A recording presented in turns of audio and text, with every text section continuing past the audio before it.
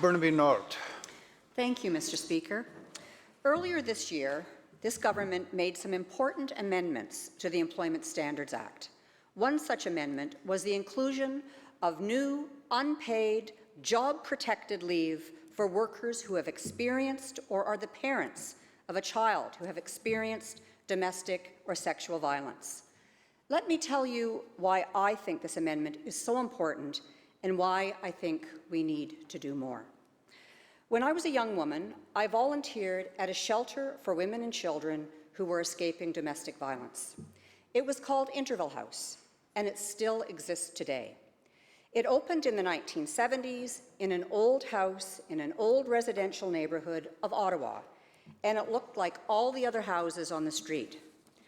But its location was fiercely kept secret to protect residents from the very husbands from whom they were escaping, sometimes with only the clothes on their backs. They often arrived traumatized, disoriented, and humiliated. My main role as a volunteer was to facilitate weekly house meetings. Meetings were organized purposefully in such a way as to help women regain their self-esteem, promote a sense of mutual support, and give them agency over their own lives. Together, they planned weekly menus, resolved interpersonal friction, made and remade house rules. Sometimes there were cultural clashes, and the women worked hard to understand and appreciate each other's cuisine and customs. I remember a particularly tense debate about what to do with leftover potatoes. Of course, the argument wasn't really about potatoes. It was more about asserting what feels normal and familiar in an environment that is anything but normal and familiar. I also volunteered on occasion to staff the crisis line on the night shift. I remember taking a call from a woman who was being abused by her husband.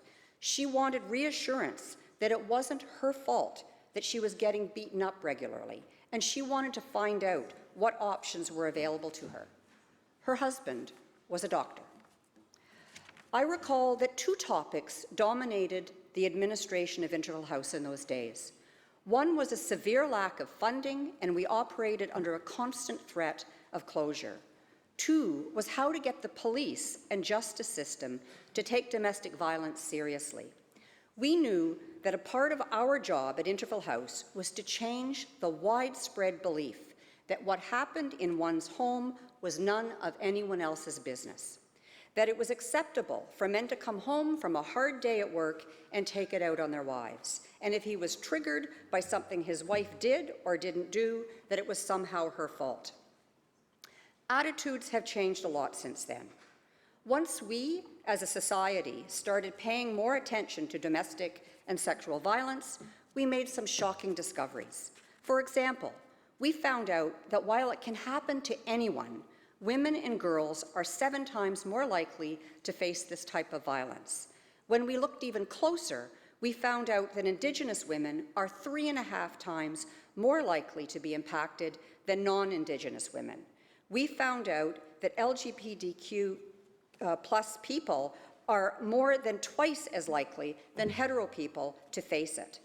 And 3 to 5 children in every classroom have been exposed to domestic violence. So while domestic and sexual violence may no longer be socially acceptable, the facts are clear. We as a society haven't done enough to protect people from it. And here's something else that has changed since I was volunteering at Interval House in Ottawa.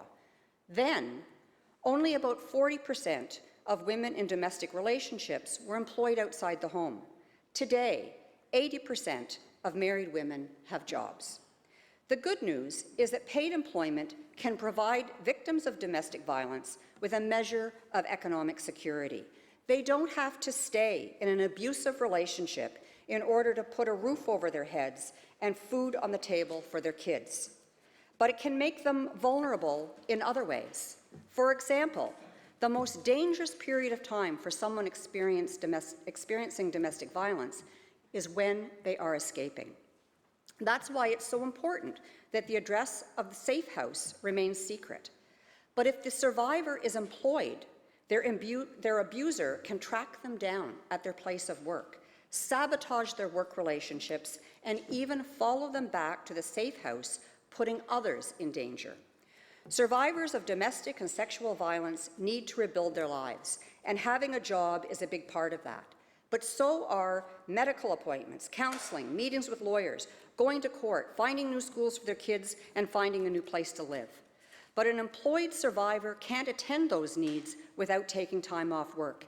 And that's why this government amended the Employment Standards Act to ensure that when a survivor comes back from court with a restraining order, they have a job to come back to. But unpaid leave results in loss of income, and for anyone starting over, living close to the edge, that loss of income can be catastrophic. It can drive them back into an abusive, dangerous relationship. This government wants to take the next step. We have already taken steps to protect the jobs of survivors of domestic and sexual violence. Now we need to look at ways to protect their income.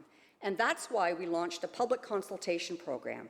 We want to hear from survivors. We want to hear from those who provide support to survivors. We want to hear from those who employ survivors of domestic and sexual violence. Domestic and sexual violence has been society's dirty little secret. We need to start talking about it. People have a right to feel safe in their own homes. Together, we can find more ways to protect them. Thank you.